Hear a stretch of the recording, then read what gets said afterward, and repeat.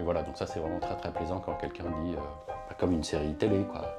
Elle dit, ou j'attends le prochain épisode, ou j'ai mangé la saison 1 en un week-end. C'est assez satisfaisant.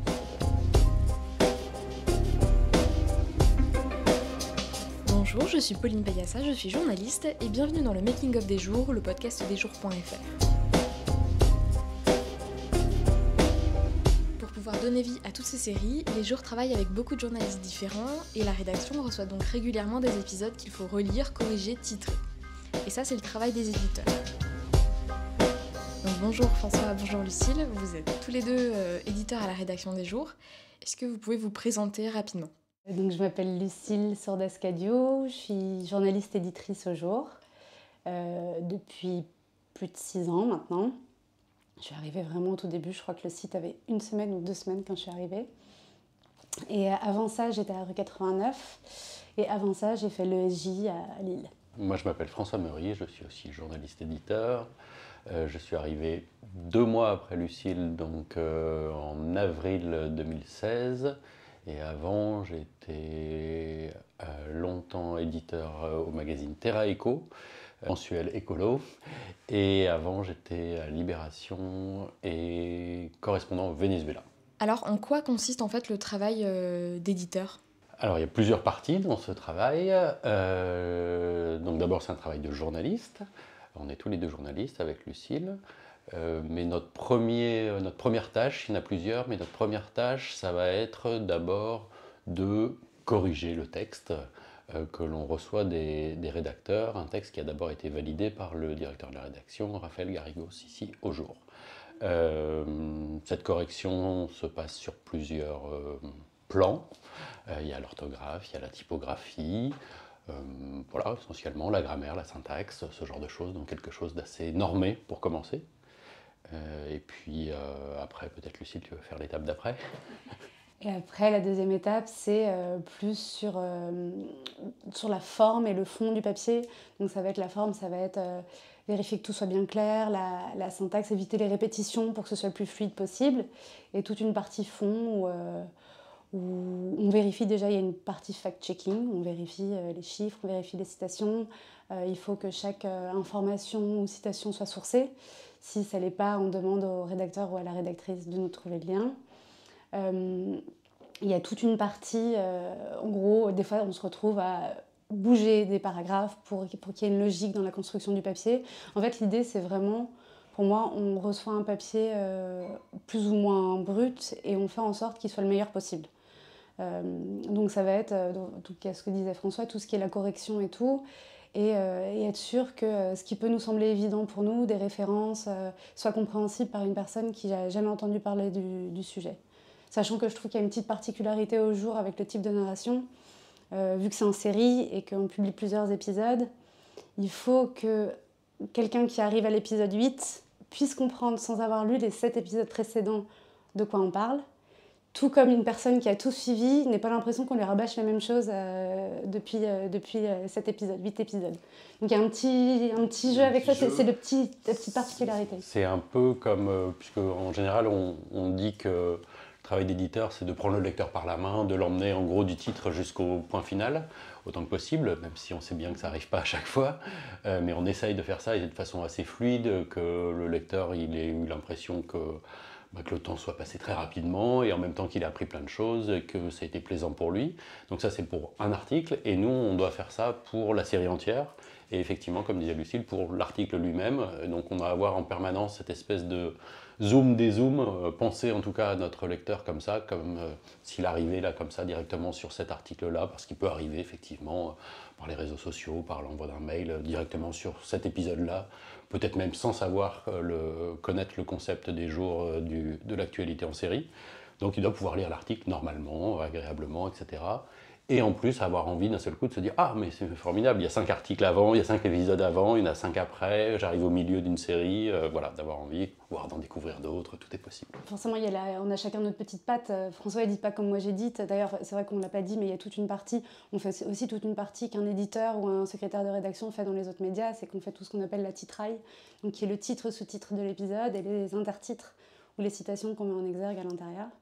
Et ouais, il y a vraiment une particularité au jour. Déjà, par le fait que souvent, c'est des papiers assez longs et qu'on en publie peu. Donc, on a vraiment le temps de... Et c'est un peu le bonheur d'être éditeur au jour, quoi. C'est qu'on n'est pas à faire du desk, à éditer 16 papiers par jour. C'est qu'on a vraiment le temps et le luxe de pouvoir aller vraiment en profondeur et de chipoter, même si...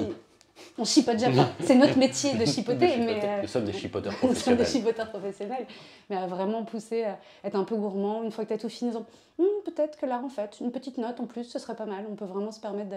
On a un travail un peu de polisseur, pour reprendre l'image tout à l'heure du papier qui arrive un peu brut. Ben voilà, il est brut et on fait d'abord un premier passage avec une espèce de papier à gros grains, et puis plus ça va, plus le grain est petit, et voilà, on lisse, on fait d'ailleurs... ça, je sais qu'on fait de la même façon. On fait plusieurs passages sur un texte. Avant, moi, dans les médias où j'ai pu travailler, sur des textes beaucoup plus courts et aussi avec une rapidité d'exécution plus forte, ben, parfois on faisait un passage et puis voilà, et le passage est fait. On espère qu'on sait pas... On n'a rien oublié dans le deuxième paragraphe, et puis on appuie sur publier. Là, on refait un passage, un deuxième, un troisième, un quatrième passage. Alors chez Les Jours, il y a une particularité, c'est les titres. Lucille, tu l'as dit, c'est vous qui vous en occupez. Comment est-ce que vous les trouvez ? Ouais, ça peut aller. Des fois, il y a une espèce d'évidence où tu l'as à la relecture, ou même quand on n'a même pas eu le papier, qu'on en rigole entre nous à la réunion, on a déjà le titre. Des fois, il faut vérifier que ça colle bien avec l'angle quand même du papier. Et il y a des fois où on se creuse la tête. On a pu passer des heures et des heures. Ça va de 2 secondes à plusieurs jours, Ouais, pour un titre, effectivement. Mais là aussi, on a ce temps, justement. Ouais. Il est plus ou moins intégré. Il n'y a pas de fiche avec le temps passé sur chacune des étapes, mais malgré tout, c'est intégré. On ne va pas se dire, c'est pas grave, on n'a pas de titre du tout, mais il faut publier le plus vite possible. Si on doit prendre une demi-heure de plus pour trouver un titre qui nous satisfasse, on va le faire. Donc ça, c'est vrai que déjà, on a le temps de le faire. En gros, on va travailler avec des champs lexicaux, avec des champs sémantiques. Moi, je sais que je vais beaucoup sur Allociné pour trouver des titres de films, sur Wikipédia pour trouver des expressions, sur le dictionnaire Le Robert, qui est notre meilleur ami, Le Robert en ligne. Voilà, on va trouver des dictionnaires d'expressions, d'analogies, de synonymes. On va fouiller autour de rimes, autour de titres de chansons nulles des années 80, c'est plutôt moi. Mais voilà, ce genre de choses, on va tourner, faire des cercles, se perdre, revenir à une idée de départ. Il y a beaucoup de chemins possibles pour trouver un titre. Après, c'est un peu... moi, je trouve que c'est à la fois quelque chose quand parfois certains titres viennent en une demi-seconde, et d'autres, ceux qui sont plus lents, bah là, c'est une espèce de muscle à travailler, quoi, en quelque sorte. Et est-ce qu'il y a des titres dont vous êtes particulièrement fiers ou satisfaits ? Moi, je suis particulièrement fier de la trouvaille de Lucille de Tu bluffes Macronie. Tu bluffes Macronie, qui est peut-être... Ouais, qui doit être peut-être le titre sommet de mon œuvre.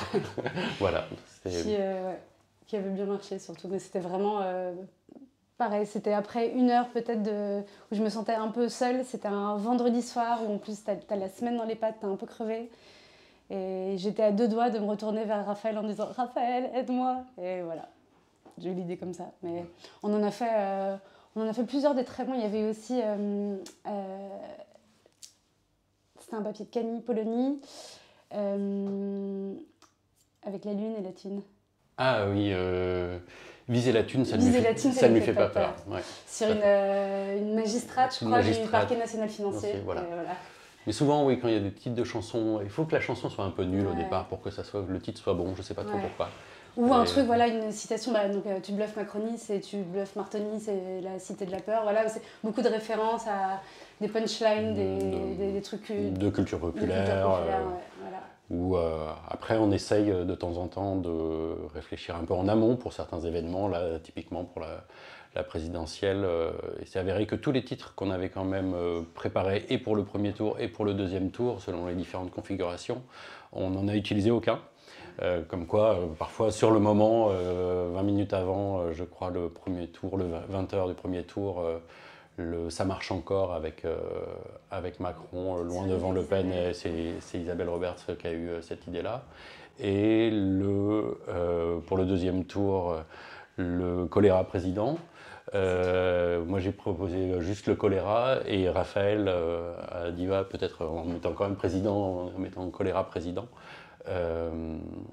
Et souvent d'ailleurs ça arrive aussi ce genre de choses de quelqu'un a une idée, l'un de nous a une idée de titre et l'un des deux autres, puisque quasiment des fois on est quand même trois souvent avec Raphaël sur ce travail-là.